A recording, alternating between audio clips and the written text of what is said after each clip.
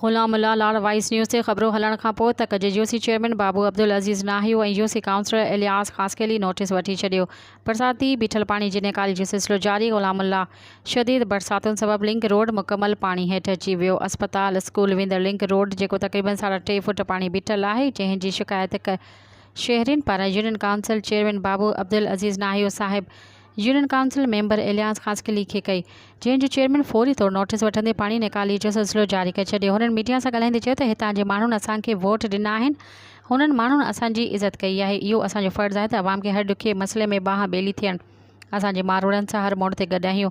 Union council member Ilyas ख़ासकेली जंहिं चयो त असां पंहिंजनि जी हमेशह वारसी कई आहे। असां पाण शहर जा रिवासी आहियूं, असांजो मरण जीअण हुननि सां आहे। घटण लाइ बि मुसलसल कोशिशूं कंदा रहंदा आहियूं। ज़िले काउंसिल खे बि अहिड़ियूं शिकायतूं ॾिनियूं आहिनि। गुलामुल्लाह में तरक़ियाती कम, ड्रेनेज सिस्टम, वाटर सप्लाई ॾिनो वञे जीअं हितां जी अवाम बहितर ज़िंदगी गुज़ारे सघे। रिपोर्ट इदरीस कट्टी, लाडवाइस न्यूज़ ठठो।